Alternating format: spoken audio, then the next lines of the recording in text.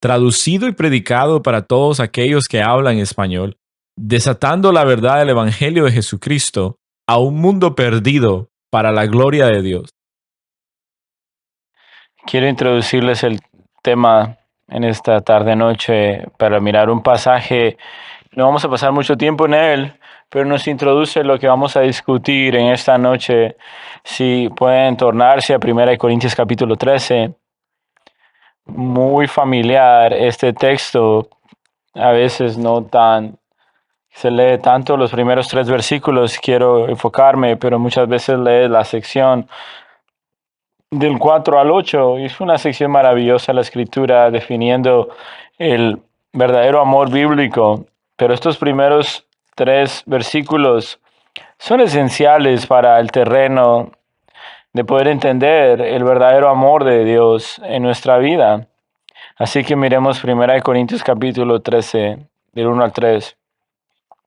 Si yo hablara lenguas humanas y angelicales, pero no tengo amor, he llegado a ser como un metal que resuena o un címbalo que retiñe. Y si tuviera el don de profecía y entendiera todos los misterios y todo conocimiento, si tuviera toda la fe para trasladar montañas, pero no tengo amor, nada soy.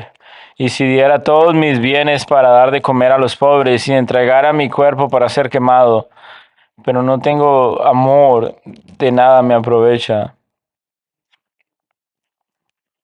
Él dice acá de forma literal y da una descripción al principio, el pináculo de la vida cristiana, cada calidad y cualidad, lo que significa el encontrar ese pináculo, el pináculo del ser usado, de los dones. Habla acá teniendo los dones de hombre y tener la elocuencia. Habla como teniendo la autoridad sin rival, la sabiduría que es supremo y el poder espiritual, la manera en que vivas y en grandes formas y maneras. Si tuviera las mejores cualidades cristianas que una vida cristiano debe tener o poseer, es para maximizar estas utilidades y tendríamos estas 5 ideas: elocuencia, autoridad, sabiduría, poder espiritual, convicciones. Incluso si tienes todo esto, Pablo dice, pero te hace falta una sola cosa, eso es el amor. Todo se suma como nada. Recuérdate mirando este pasaje con un hombre que ha estado discipulando por muchos años, era piadoso y lleno de dones. Él y su esposa estaban llevando una gran carga de ministerio en la iglesia y habían algunas cosas en la vida familiar en las que hablamos, en particular con sus hijos y su esposa, en los que estamos reuniendo y tomamos café juntos y nosotros miramos este pasaje. Le hablé de lo que significa el ser estrepitoso y como un metal que resuena, hablando todas las cosas correctas de una posición de autoridad en su hogar, un gong ruidoso como esposo y en todo tenía todos estos dones descritos acá, pero le hacía falta algo y era el amor. Y es tan importante e impactante. Este hombre trabajó bastante duro en estas áreas y estuve alentado en los meses y ahora miramos y me encuentro con su esposa y llamamos esa reunión el estrépito del metal que resuena. Eso es lo que nosotros convertimos en amor. Significa que suenas vacío, sin ningún sentido y vanidoso. Tus palabras no tienen ningún peso.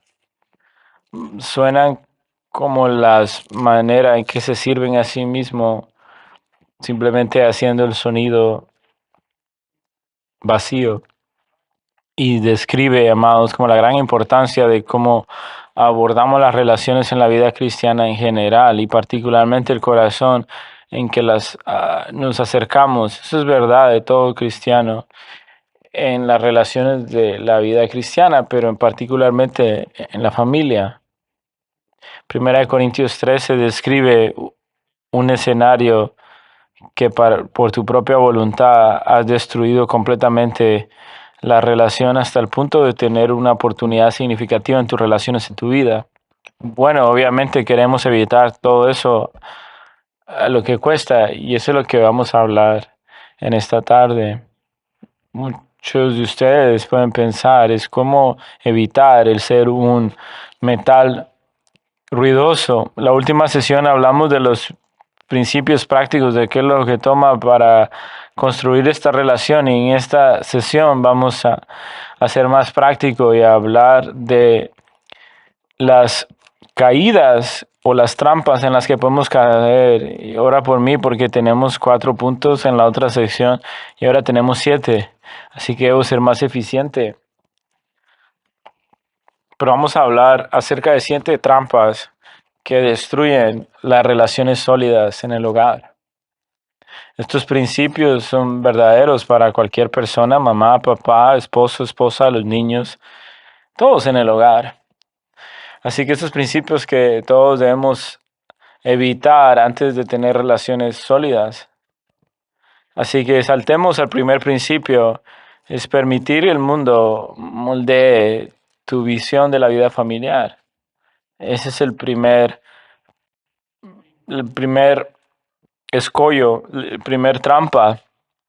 Este será un lugar raro para empezar cuando hablamos de nuestras relaciones, y creo que todos debemos afirmar que la vida del mundo nos destruye, es pecaminoso porque Satanás odia todo lo que Dios ha diseñado que las relaciones sean. Él ha construido sistemas en el mundo que en torno a principios que nos separan, que nos va a distraer de lo que deberían ser nuestras prioridades y provocan conflictos y animosidad, no en amor ni en paz. Ese es el mundo y es lo que está diseñado, lo que debe producir. Y puedo probar esto si miramos en Santiago capítulo 3. Santiago 3, verso 13 al 16. Dice esto: ¿Quién en medio de ustedes es sabio y tiene entendimiento? Muéstrenlo para su buen comportamiento. Pero si tienes envidia y ambición personal, allí hay confusión y toda cosa mala. Esta sabiduría no viene de lo alto, pero es pura, natural y demoníaca, porque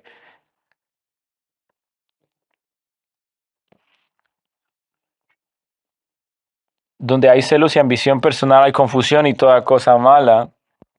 Y lo que vemos acá, lo que Santiago 3, ese es el test de la sabiduría, si en verdad vives a través del verdadero conocimiento. Lo describe como ambición personal, su origen que viene del mundo, lo que es natural a nuestro estado caído que se genera de la realidad espiritual satánica, es demoníaco. Y es lo que debemos ver en el verso 16, donde es que la sabiduría del mundo viene. Seguir este patrón donde se produce desorden y toda cosa mala. Así que produce 2 cosas en cuanto a la relación de tu familia. Produce un desastre y todo lo malo, y una maldad que no es restringida. ¿Y cómo podemos pensar eso en la vida familiar? Relaciones llenas de destrucción, hostilidad, esclavitud, y nuestras familias divididas en relaciones con un término a largo plazo de dificultad, con desorden, maldad. Y todo esto es en contraste a lo que Santiago dice, capítulo 3, verso 18 en particular. Miremos en el verso 17. Pero la sabiduría de lo alto es primeramente pura, después pacífica, amable, condescendiente, llena de misericordia y de buenos frutos, sin vacilación, sin hipocresía. Y la semilla cuyo fruto la justicia se siembra en paz por aquellos que hacen la paz. Es una gran diferencia entre el desorden y la maldad que se produce cuando vivimos nuestra vida de acuerdo al patrón del mundo, pero cuando hacemos el patrón de nuestra vida de acuerdo al modelo de la sabiduría que viene de lo alto, esto es lo que produce paz y produce que seamos hacedores de paz. Y esto va en mano con el capítulo 4, donde tiene en mente las relaciones y cómo a veces las podemos destruir, y nos está dando en el capítulo 3 este examen increíble y poderoso y la oportunidad de poder tener estos principios para fundamentar nuestra familia en la justicia y en la paz. La respuesta es obvia: qué tipo de hogar queremos, pero la práctica es difícil. ¿Qué tenemos que hacer? Debemos abandonar el mundo. Debemos abandonar la sabiduría del mundo. ¿Qué significa? Para nuestra familia debemos abandonar los modelos mundanos de cómo la familia debe mirarse y tener algunas experiencias donde se involucra la comunidad o entretenimiento, riqueza, independencia, libertades. El mundo tiene una agenda donde todas las familias deben seguir esto. Si quieres un hogar saludable, debe ser raro, diferente, extraño, de acuerdo a los estándares del mundo. Debes aceptarlo, no necesariamente excéntrico, simplemente no ser cristiano o ser piadoso. Visualmente, ese tipo de familias son el resultado de padres que tienen una conciencia muy apretada, donde ponen sus preferencias con la autoridad de la palabra de Dios. Y debe haber una marca que diferencia la manera en que pensamos la vida familiar y el mundo cómo piensa en esto. Es porque los principios de la vida familiar viene de arriba y el de ellos viene de abajo. También significa, y todos tenemos esto, cuando miramos, hay un poco de nostalgia en algunas experiencias, cómo la vida ha cambiado. Con una sonrisa, tal vez no son necesariamente malas, pero cosas que miramos con nostalgia en nuestro pasado, que deben enfocarte en principios familiares. ¿Qué debo de hacer? Debo poder trabajar en estos principios bíblicos, que no estoy esclavizado de cualquier modelo de crianza que fue dado por una generación anterior, que no debo ser esclavo de cualquier modelo que el mundo nos da alrededor mío. No porque lo disfrutaste creciendo, no tiene la mejor aplicación de principios bíblicos.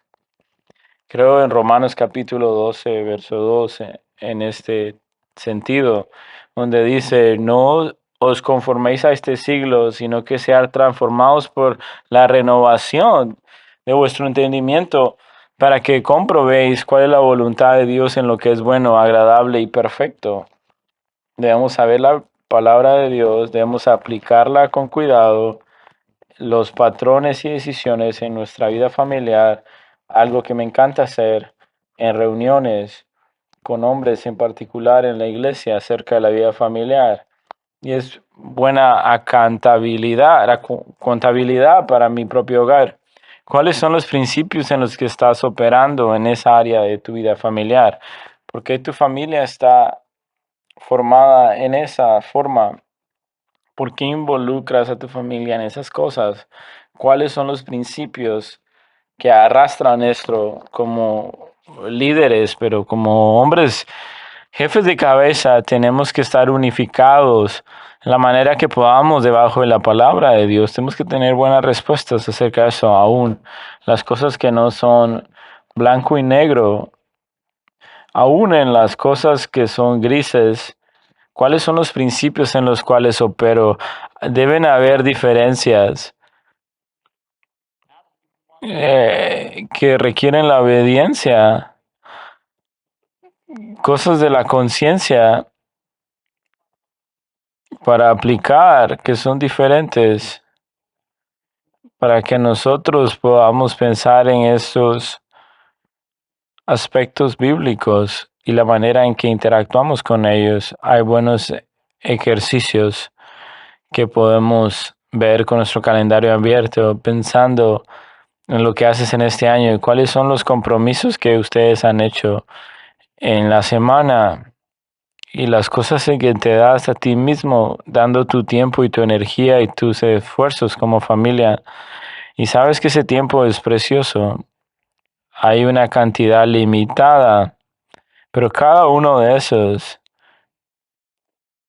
que nos llevan a ser devotos en nuestro tiempo. Y tal vez es así, pero no significa que lo debe de hacer. ¿Cuál es la oportunidad que tengo para hacerlo? Asegurarme que mi familia no está simplemente encaminándose a la sabiduría del mundo que nos informa cómo opera lo que es formal y natural, pero me fuerza a poder tener principios bíblicos. Cómo debemos devotar nuestro tiempo y nuestra energía como familia. Y esas son las cosas que no vamos a dar nuestro tiempo en devoción por estos principios. Esto es muy eficaz, estos principios. Así que tengamos cuidado, no permitir que la vida familiar esté forzada por la sabiduría del mundo. Como cristianos debemos esforzarnos y estar llenos de la sabiduría de arriba. La segunda trampa que destruye las relaciones en el hogar es conformarnos con una vida tibia de iglesia. Como en un sábado estoy predicando a ustedes, quiero animarles. Hay temporadas de la vida y cualquier temporada en la vida, ustedes de forma proactiva deben comprometerse, no ser tibios en cuanto a la relación del cuerpo de Cristo. Les he dicho en la última sesión, una de las áreas donde debemos pasar mayor tiempo y mayor energía es en las relaciones en el hogar. Y eso es definitivo y es verdadero. Pero quiero decirte una segunda área que Tania y yo hemos construido nuestro hogar y que no lo vamos a cambiar ni un poco. Y es construir nuestra vida del hogar alrededor de la vida de la iglesia. Y nuestro calendario está alrededor de lo que pasa en la iglesia. ¿Qué es lo que significa estar en el centro del ministerio de la iglesia en la que somos parte? Y eso va de ministerio a ministro. ¿Y qué oportunidades tienen? ¿Cómo la gente sirve y crece? ¿Qué es lo que significa para familia estar en el centro de eso? Voy a comprometer a mi familia que nosotros vamos a estar en medio de todo eso. Y vamos a estar ahí en cada temporada de la vida familiar. Tal vez estas cosas pueden cambiar, pero vamos a estar en el corazón del ministerio, de la iglesia local, y la protección y la gran gracia para nuestra familia. Y eso es un reto en las temporadas familiares. Muchas veces no es muy conveniente. En GIBC tenemos 2 servicios en la mañana y luego tenemos un servicio en la noche. Y luego tenemos a los hombres en la mañana, lunes, y tenemos a los discípulos durante la semana, estudios bíblicos, miércoles y jueves para los niños, tenemos orquesta en jueves, y creo que lo tengo bien, Tenemos todas estas cosas que están pasando y tratando de comprometer a tu familia. ¿Cuándo es que vamos a comer juntos? Tú tienes que ser estratégico, pero quieres estar envuelto en el centro de todo eso y en esas dificultades y temporadas difíciles con los niños. Y será más fácil tomar y dar un paso atrás y no preguntar esas preguntas difíciles y no avanzar. Lo que mantiene a nuestra familia en el centro de la vida de la iglesia. Domingos en la noche siempre son las cosas más difíciles y estás listo, los pones para que duerman en la tarde y los despiertas temprano y luego los llevas a la iglesia muchas veces y perdía todo el domingo en la noche y los niños simplemente son un desastre porque es domingo en la noche, pero vamos a estar ahí porque el pueblo de Dios se está juntando y siempre lo digo, el domingo es el día del Señor, no es Brian's Days, no Madison o algunos de mis hijos, es el día del Señor, es para la adoración del Señor y el pueblo de Dios y cómo nos podemos dar para eso. Eso pone un patrón y trayectoria hacia nuestra familia. Muchas veces en los momentos más difíciles para comprometernos, las cosas que nos comprometían en esto, lo más importante era poner un ejemplo para nuestros hijos. Es poder construir una fuerte eclesiología en el centro de la vida de la iglesia y no ser tibios. Miremos Efesios capítulo 4 y no todos los detalles, pero miramos los ministerios de la iglesia local, donde nos habla de caminar dignos. 3 funciones de la iglesia y cómo benefician a esta familia. Verso 12, donde dice los roles de los pastores y maestros. Dice, ha sido para capacitar a los santos para la obra de ministerio, para la edificación del cuerpo de Cristo.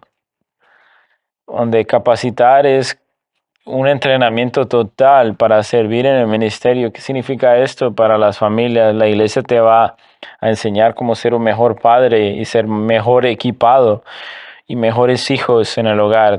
Mayor que te expones a la enseñanza del ministerio de la iglesia, mejor vas a ser para servir a tu familia. Punto final.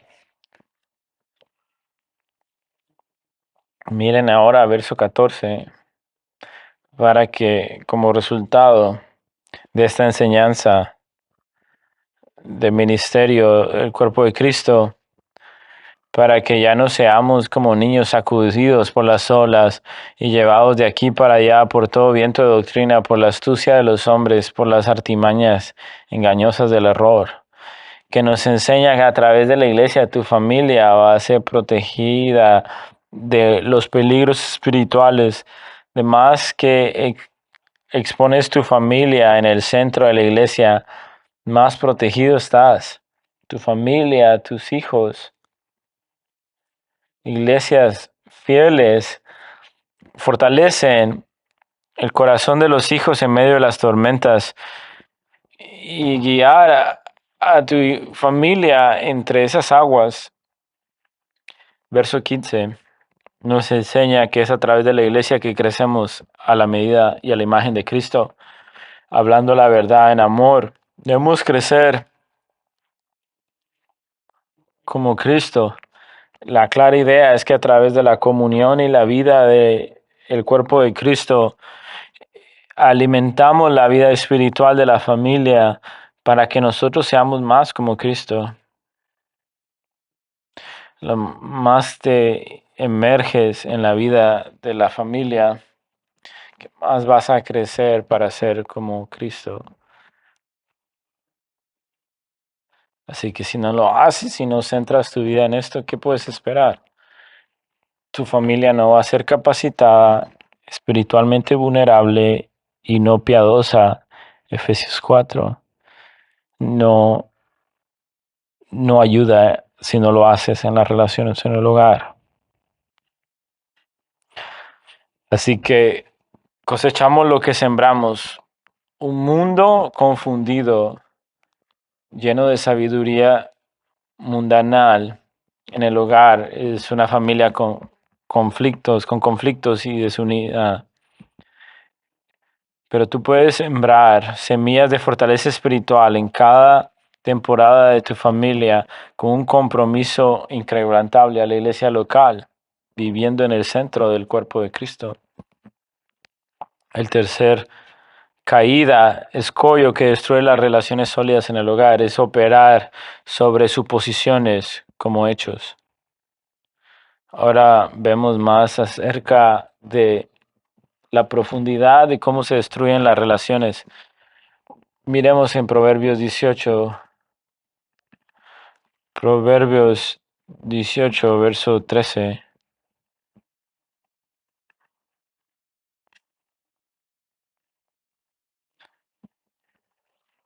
Dice acá, el que responde antes de escuchar cosecha necedad y vergüenza.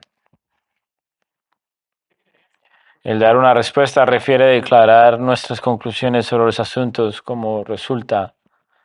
Pero este versículo está conducido a determinar antes de que lo escuches. Eso significa antes de dar y escuchar todas las partes del asunto es inadecuado porque prueba que eres parcial. En el sistema judicial es importante tratar de encontrar un jurado que es imparcial, que no tiene ningún prejuicio. Antes de escuchar el juicio es importante porque la justicia pervertida, los jurados son sesgados. Se equivocan porque en realidad no están investigando, solo están buscando formas de afirmar su opinión ya formada. Y opinión o conclusión. Este versículo nos enseña la insensatez de llegar a conclusiones sin antes investigar el asunto. Esto sucede tan rápido en la vida familiar. Una vez recuerdo que estaba caminando con una de mis hijas y le pregunté si había algo en mi liderazgo que fuera difícil de someterse. Es una buena pregunta que preguntar, pero tú tienes miedo, ¿qué es lo que va a pasar? Bueno, ella miró hacia abajo y pateó la tierra y le dije, por favor, dímelo. Y lo dijo de forma temerosa. Muchas veces tú tomas tomas suposiciones rápidas de que hice algo malo sin que antes lo hiciera. Hice más preguntas y afirmé que sí lo había hecho, así que le pedí perdón. Bueno, espero que eso está bien. Regresamos de caminar. Estaba ayudando a Tania en la cocina y escuché una especie de pelea en la habitación de los niños entre esa hija y otro hermano. Entré y comencé a decirles a ambos que estaban siendo egoístas y que necesitaban preferir a sus hermanos.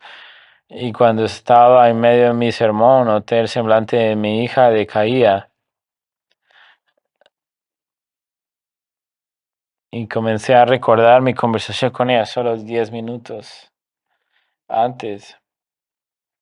Bueno, por la gracia de Dios en ese momento me detuve y le pregunté si estaba haciendo lo mismo que acababa de decirme. Ella asintió. Busqué el perdón de ambos y les pregunté si podíamos empezar de nuevo preguntándoles. Eso pasa rápido en la vida familiar. Pasa rápido por algunas razones. Primero, por el orgullo en nuestros corazones. Debido a que sabemos que la persona también que podemos comenzar a asumir, podemos alimentar el orgullo, que sabemos lo que hay en su corazón. Debemos humillarnos y recordarnos que nadie sabe el corazón. No importa qué patrones vemos en la vida de los hijos o qué historia tenemos con las demás personas, no conocemos el corazón. ¿Qué significa? Que en cualquier escenario debemos buscarlo. Debo tener preocupaciones. Si miro algo que pienso que es un patrón de pecado en cuanto a la historia de esta persona, pero esas son preocupaciones, no son conclusiones. Es orgullo en nuestro corazón asumir que sabemos el corazón cuando no lo sabemos. Y debemos de ser pacientes en lo que no está ahí. Y a veces estamos en lo correcto o a veces no. Es algo difícil el aceptar como padres que nos hemos equivocado, venimos a una conclusión y a veces te das cuenta que te hace falta los detalles correctos y ese es un buen examen. Simplemente voy a seguir presionando, voy a estar bien porque no quiero humillarme o en ese momento quiero venir a mi hijo, a mi esposa y decirle y preguntarles, he venido a esta conclusión, por favor perdónenme, quiero empezar de nuevo. Nosotros también llegamos aquí rápido, no solo por el orgullo, pero también por la falta de amor en nuestros corazones. Leímos 1 Corintios 13 también, pero luego en ese capítulo dice que el guardar rencor es una falta de perdón y el guardar resentimiento nos lleva a pecar y a juzgar. 1 Corintios 1:3 dice que el amor no busca lo mismo, lo suyo, porque a veces es más conveniente para mi vida. Simplemente quiero que el problema sea resuelto, quiero que mi esposa termine en esa perspectiva que no es confortable para mí. Y a veces asumo sin preguntar. Debemos llamar el pecado como es una falta de discernimiento y una falta de amor y va a poner dificultades a nuestras relaciones en medio de problemas, inclusive exasperación. La cuarta caída que destruye a las relaciones en el hogar es dejar que el cinismo cubra la esperanza. Hice un estudio acerca de la esperanza y su importancia en el hogar. Es esencial en construir relaciones fortalecidas en el hogar. Mi esposa y yo estuvimos en un viaje y vamos a leer acerca de 1 Tesalonicenses. Leímos los primeros 3 versos y hablamos acerca de eso el resto de la semana. Y una de las descripciones fue del 1 al 3 que describe, como cristianos, nosotros debemos estar firmes en esperanza a largo plazo. No debemos desfallecer en la esperanza, esperar en todo tiempo en Cristo y lo que está haciendo en toda la perspectiva y la esperanza de su retorno. Eliminar la maldición y renovar todas las cosas. Debemos tener la esperanza de Cristo y su resurrección. Y también en las relaciones en nuestro hogar y los corazones de otros en nuestro hogar. Nosotros debemos tener una firme esperanza. Es lo que abraza todo lo que hacemos en la vida. La esperanza es una expectación llena de confianza en lo que Dios va a hacer en la vida de cada miembro de nuestra familia. No significa que sabe lo que Dios está haciendo en sus vidas o que asumes y presumes lo que Dios va a hacer, pero estás viendo hacia adelante lo que Dios está haciendo, así que miras al futuro con una visión llena de positivismo y te esfuerzas hacia esa esperanza.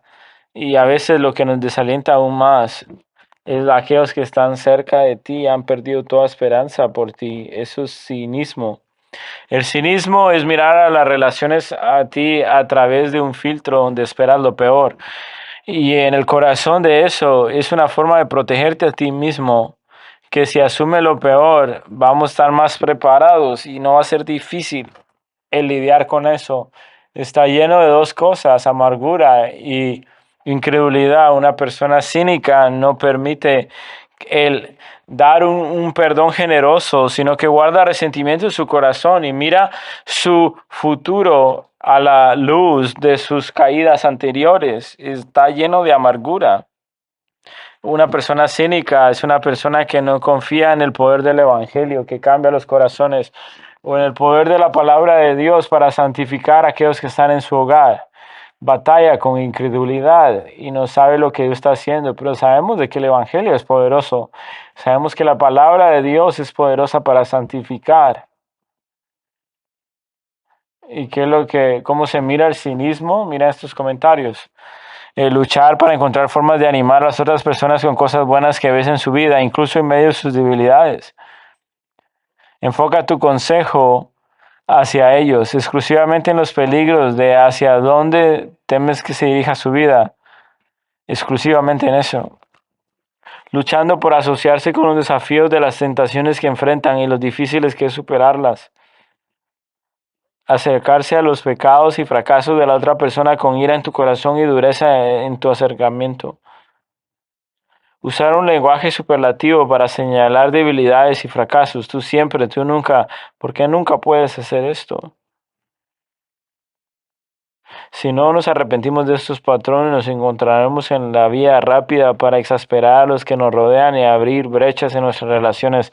Debemos reemplazar el cinismo con la esperanza. Aquellos que están alrededor nuestro deben ver de que los miramos con una gran esperanza y expectación de lo que Dios va a hacer. Y están sentados en ese desastre de su propia vida, desanimados, es difícil. Y están pensando tal vez que van a renunciar, pero ofrecerles esperanza y aliento para fortalecerlos y darle una visión para su futuro, una visión de lo que pueden hacer, si pueden vivir para la fe y tomar su mano y rescatarles de eso.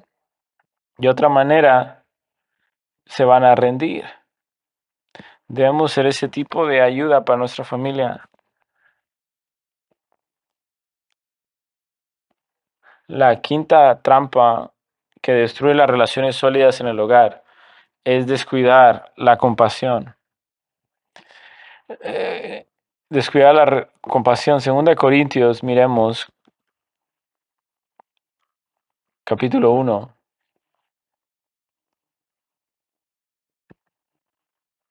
Segunda de Corintios capítulo 1, 3 y 4.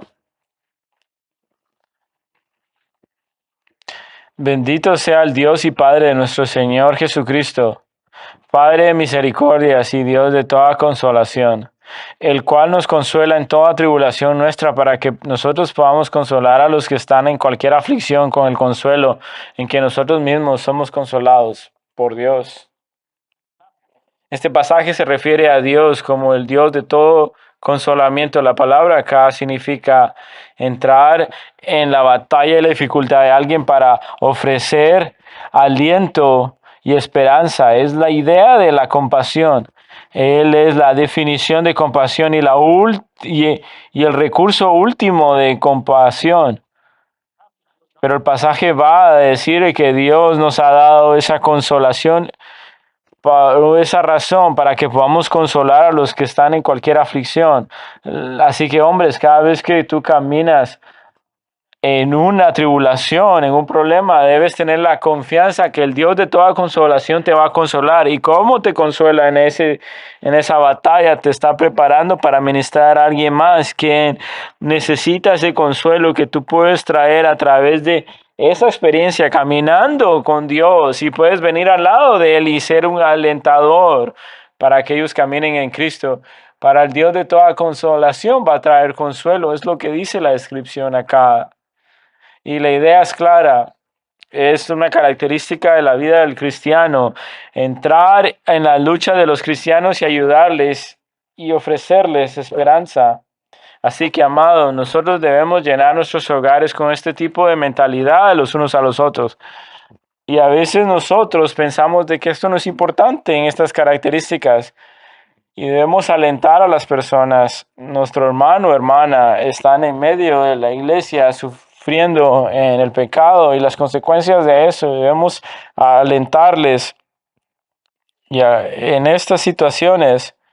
Pero llegamos en el hogar y pensamos, viviendo en esa propia debilidad por años y años y patrones de conducta o cualquier relación que sea en tu hogar, nos encontramos batallando y no tenemos esa compasión. Debemos trabajar duro en estas áreas. Debemos ver las dificultades de otros y decidir ayudarles, en especial en las áreas de pecado, particularmente en esas áreas que nos afecta, porque son parte de nuestra familia y son la forma en que debemos trabajar más con compasión. Y hay tantas cosas que deben mostrar nuestra compasión. Y algunas de estas son la primera, las relaciones y aislarnos en independencia. Muchas veces las familias hay patrones en que sus relaciones se ahogan y pasamos mucho tiempo pasando tiempo juntos, pero no sabemos cuáles son las cargas de los demás. Y en nuestras relaciones les falta compasión porque no sabemos cuáles son las luchas que los demás llevan. La segunda es el egoísmo de forma relacional. Nos falta la compasión porque estamos llenos y absorbidos en nuestros propios deseos. Siempre estamos ocupados para poder mirar lo que las otras personas están batallando, pero estamos tan ocupados con nosotros mismos que no les pedimos no les sugerimos ayudarles. Tercera es la propia justicia o justificación propia. Y es no pensar en los demás porque no son tan importantes, así que no son dignos de tu tiempo. ¿Por qué no lo superan? No tenemos esa mentalidad. ¿Y por qué no podemos hacer eso? Yo no hago eso. Es nuestra propia justicia.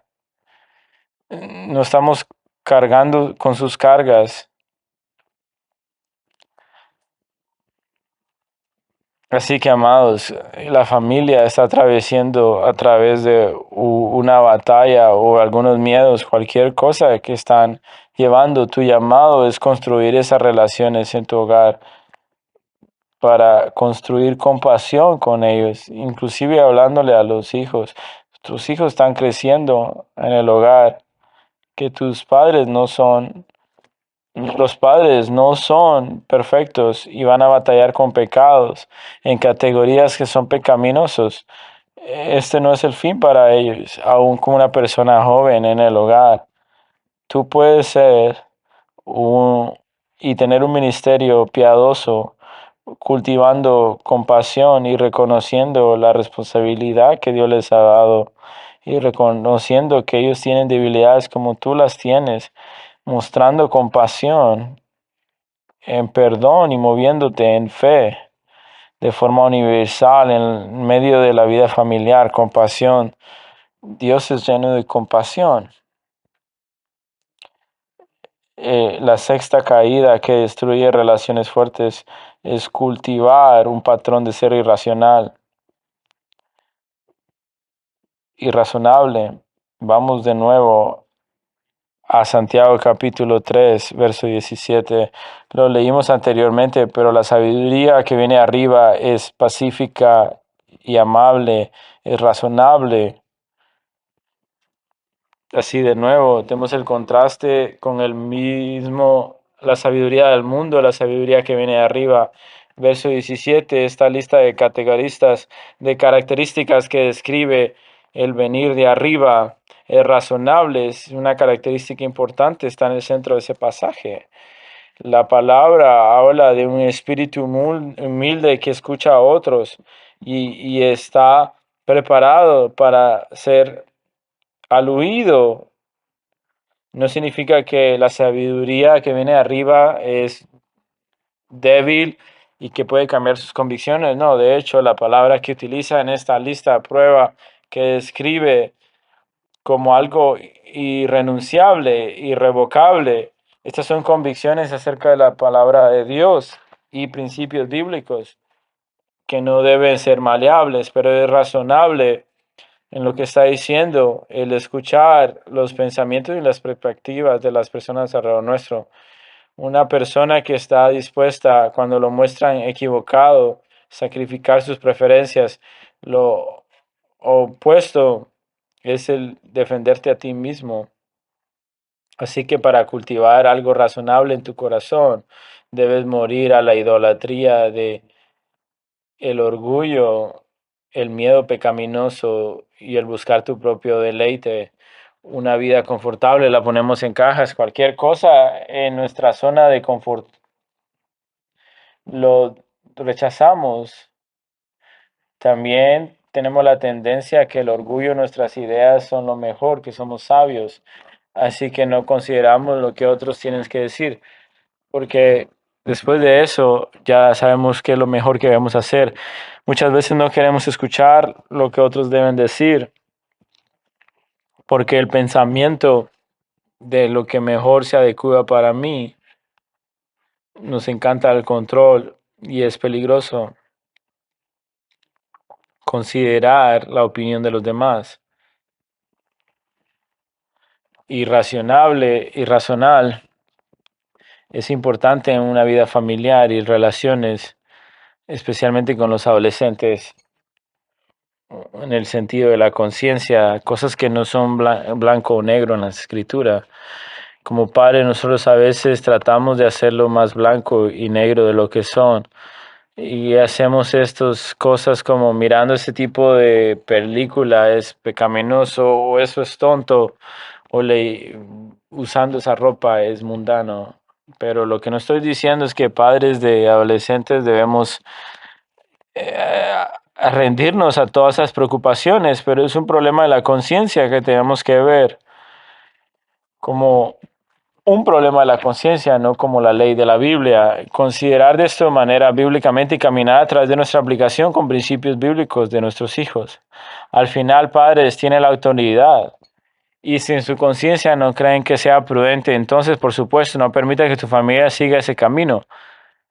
Pero hágale saber a sus hijos que es una cuestión de conciencia. Y aquí es donde tu conciencia está en el tema. El Señor te da una posición de liderazgo y tienes que liderar y darle a los niños una categoría de porque otras familias son piadosas y están tomando diferentes decisiones en esa área, se van a ver como hipócritas. También sentará las bases para una relación adulta saludable en esos niños que acá su conciencia termina en un lugar diferentes. Tal vez tú no vas a ser tan extremo en tu conciencia, vas a crear una división entre ellos y tú, porque tú lo hiciste a un mayor problema que la escritura lo hizo. Debemos reconocer lo que representa. También tenemos que ver que nuestros hijos crezcan en discernimiento, cómo ellos caminan en esas áreas grises y ayudarles a aplicar principios bíblicos y vivir con una conciencia pura y lo más importante, va a probar a sus miembros familiares de que que pueden ser escuchados por ti, que tú respetas sus opiniones, que escuchas sus pensamientos y que vas a considerar sus perspectivas y que vas a trabajar para la claridad y unidad y que tú vas a liderar de una manera que se alinea a las convicciones. Esos son buenos patrones para modelar a nuestros hijos. Volverse irrazonable exaspera a su familia y les comunica una falta de amor en su corazón hacia ellos y una falta de humildad y fe. La séptima y última trampa que destruye relaciones sólidas en el hogar es fallar, reconocer el pecado y buscar el perdón. No porque dejamos esta de última, no quiere decir que no sea importante. No, la importancia no debe subestimar en la vida familiar. Nunca olvidaré la escena desgarradora cuando estuve aconsejando a un adolescente que estaba luchando en estos días. Mucha tensión entre él y sus padres. Bueno, durante la reunión me preocupé porque cuando lo escuché hablar de la naturaleza de su relación con su madre en particular, le pregunté qué frecuencia su mamá le pediría el pecado por los pecados. Nunca. Ahora pensé, tal vez es solo un joven que está diciendo, exagerando. Y después de preguntarle más preguntas, inclusive la madre lo admitió, que nunca buscaba su perdón. Amado, les puedo decir que va a ser algo difícil de recuperarte, te va a tomar años para poder reconstruir tu credibilidad y tu testimonio como cristiano. Años de desligar lo que has construido por años en el corazón de otras personas porque no se han resuelto las tensiones y las ofensas. Puede hacerse, pero va a tomar mucho trabajo y mucha humildad. Más allá, comprometerte a ti a ser alguien que se arrepiente y busca el perdón. Es importantes pasajes que Cristo nos da en el Sermón del Monte que nos muestra la importancia de buscar el perdón y tener claridad. Si nunca has estudiado el Sermón del Monte, sé todo lo que dice en el sermón, es como vivir como ciudadanos del reino de Dios. No son negociables en la vida cristiana, es lo que nos dan acá. En Mateo 5, 23 al 26 dice, por tanto, si estáis pensando, presentando tu ofrenda en el altar, y ahí te acuerdas que tu hermano tiene algo contra ti, deja tu ofrenda ahí delante del altar y ve, reconcíliate primero con tu hermano, y entonces ven y presenta tu ofrenda. Reconcíliate pronto con tu adversario mientras vas con él por el camino, no sea que tu adversario te entregue al juez y el juez el alguacil y seas echado en la cárcel. En verdad os digo, no saldrás de ahí hasta que hayas pagado el último centavo. Este pasaje es dado en el contexto de conflictos y relaciones. 1 y 2 habla acerca de el enojo en las ofensas y habla del enojo del asesinar y ahora habla de la manera en que has pecado y no has reconciliado con esa persona en tu corazón. Eso pasa, este reconocimiento es una forma oportuna porque este hombre estaba presentando su ofrenda en el altar. Significa que estaba en Jerusalén, en una de las 3 veces que se describe al año que estaban requeridos por el Antiguo Testamento a presentar sacrificios. Es importante que las personas a las cuales Cristo estaban hablando estaban cerca del mar de Galilea. Eran casi 80 millas a pie del templo y Cristo dice, deja tu ofrenda, para lo que estás haciendo y ve y busca el perdón de tu hermano, reconcíliate. Debe ser algo urgente, una prioridad en nuestra vida, que estamos dispuestos a soportar cualquier inconveniente personal para perseguir. No significa dejar tu trabajo en medio del día para que te despidan, no. Significa que tenemos responsabilidades, debemos ser fieles, hay cosas que debemos hacer. Lo que significa es que la manera más temprana, más rápida posible, ve, busca a tu hermano. Verso 25 y 26, Cristo deja claro lo que sucede si no lo hacemos. Está diciendo estos versículos, si no hacemos amigos rápidamente, si no buscas perdón por tus pecados y te reconcilias, las personas y la amargura causados por ellos causan consecuencias devastadoras en la relación. Buscarán represalias contra ti y querrán castigarte por ello. Este caso es la ilustración en un procedimiento judicial en lo que quieren tirar el libro sin piedad. Bueno, esto puede suceder en la vida familiar. No nos debemos apresurar nos debemos apresurar a reconocer nuestro pecado, buscar el perdón por el pecado y trabajar duro en la reconciliación, porque si no nos va a destruir. Así que lo que tus familiares van a decir de ti, eres dueño de tu pecado y buscas el perdón. Amados, te animo en cualquier área de que esta no es consistente el patrón de tu vida. Ve esta noche, no pierdas el tiempo. Busca el perdón de toda tu familia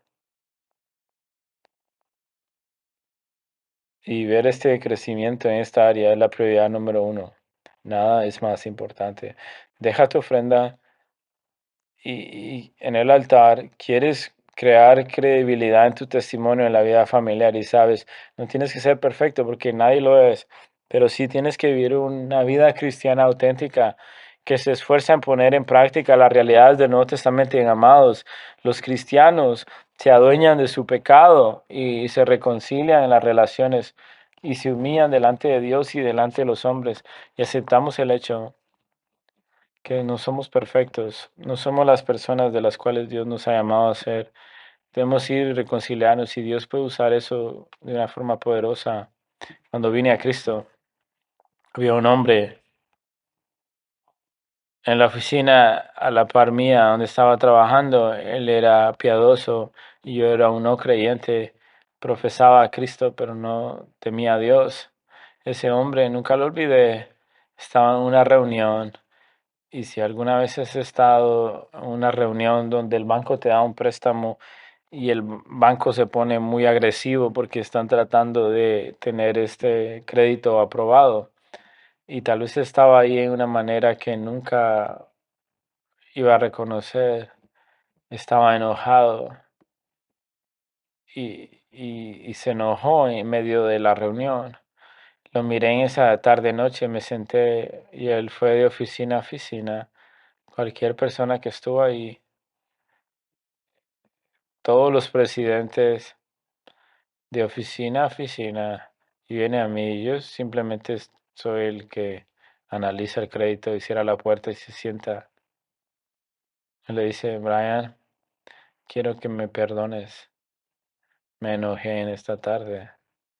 Profesé ser un seguidor de Cristo y no estaba viviendo de esa manera. Me perdonó y tuvo un cambio profundo en mi vida. Y le dije, ¿quién eres? Todo lo que tú eres no es lo que yo soy. Profundo testimonio del Evangelio es uno de los puntos, los momentos en los que Dios estaba suavizando mi corazón, todo por un hombre que pecó, la manera en que lo trató de forma bíblica. Amados, puede ser poderoso usado en la vida de la familia si tratas con tu pecado bíblicamente. Busca el perdón, búscalo constantemente, que sea el patrón de tu vida familiar.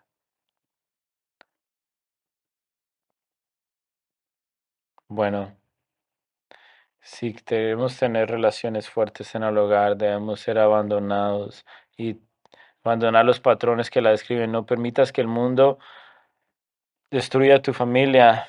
No te conformes con una vida tibia en la iglesia. No operes con suposiciones de los hechos, cinicismo, eclipse la esperanza, sin compasión en el hogar o patrones de ser irracional. No dejes de reconocer el pecado y buscar el perdón.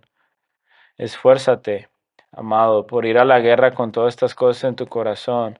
Y sepan que a medida que corres al Señor en oración y corremos a su palabra en dependencias, sus recursos serán suficientes para ayudarte en todo momento, despojarte de lo que destruía y vestirte de lo de edificar las relaciones en tu hogar. ¿No es algo maravilloso que Dios nos da en su palabra acá esta instrucción?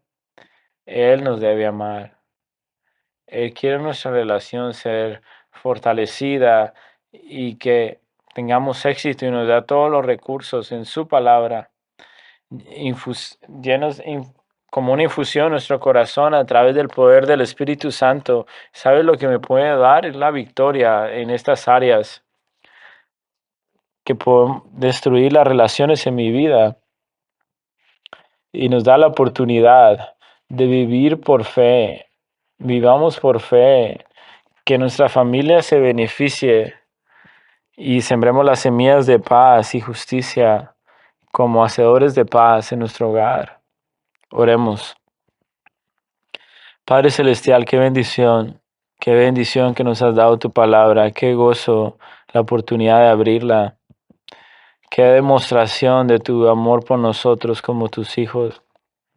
Y tú eres un Dios lleno de gracia que nos ama, que nos cuida como hijos, y relaciones en el cuerpo de Cristo, relaciones en el hogar que son saludables, y nos da todos los principios, Señor, y cada miembro de la familia nos ha dado la responsabilidad de vivir en esos principios.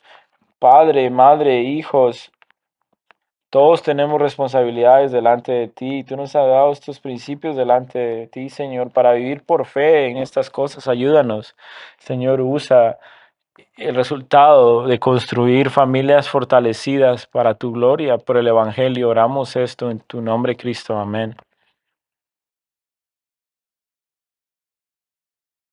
Para más información sobre esta enseñanza y otros recursos, puede dirigirse a nuestro sitio web cbckaty.org